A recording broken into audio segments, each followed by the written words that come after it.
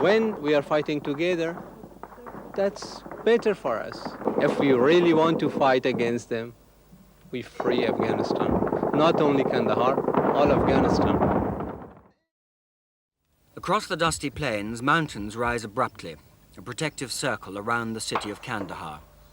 And here we found the first Soviet and Afghan army outposts, like islands in a sea of Mujahideen. Tanks at ground level, lookouts high above the road, and the remains of a large Soviet fuel convoy ambushed some time ago. The Mujahideen now move round and brush up against these defences all the time. And it was across the road, just 100 meters from this Soviet position, that the Mujahideen slip over to gain access to the city itself. Immediately, the extent of their hold on this area, only 4 kilometers from the city, became clear.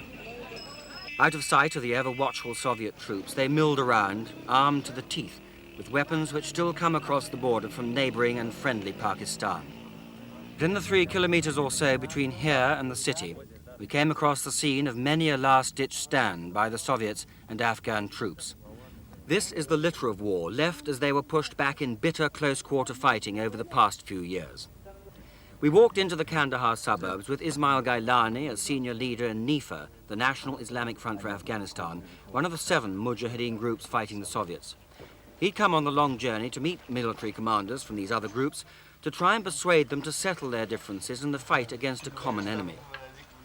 With him was Haji Latif, the legendary Lion of Kandahar, still in the thick of it all at the age of 76.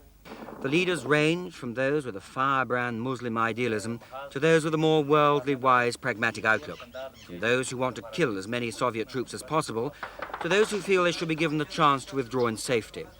He harangued the meeting at length, gunfire all round, emphasizing the need for unity, but it's doubtful if the outcome was really as optimistic as Ismail Gailani suggested. That meetings, they come agree with me. All of them says, yes, you are right. We haven't got anybody before to tell us the same things.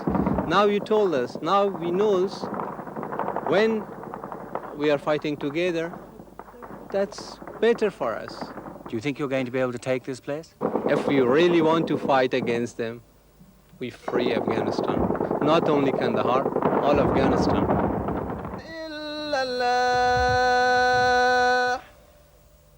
Between prayers, the weapons are brought out. Here, a 72mm recoilless rifle made in China. Another Chinese weapon, copy of a Soviet 82mm gun. These are the weapons they've used to push both the Soviets and the Afghan army back into the strongly defended positions in the major cities. This, then, is Kandahar, or at least the old town.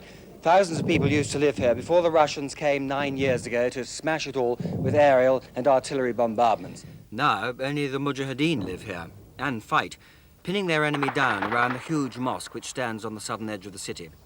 The Soviets, who were in the process of withdrawing their troops from Kandahar, have reversed that process.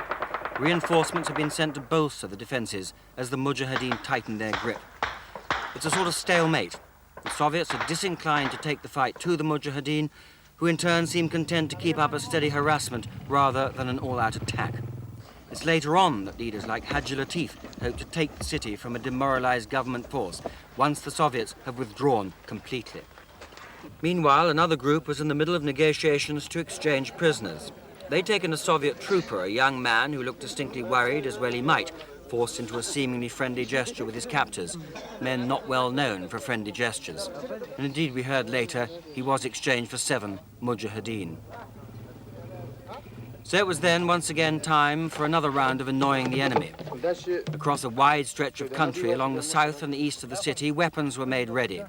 A multi-barreled rocket launcher, an impressively noisy weapon when fired, but not very effective against strongly fortified positions. An anti-aircraft gun, the crew showing a distinct but unfortunately very common lack of finesse in their fire drill. An incoming round landed on an approach route often used by them. Battle was joined.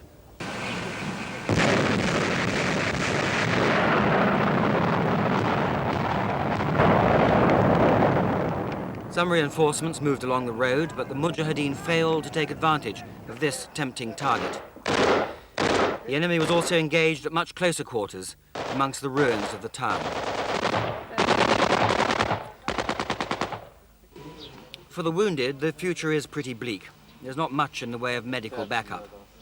Casualties can and do mount quickly on either side, and while weapons and men continue to replace those lost, what will count in the end is the will to win.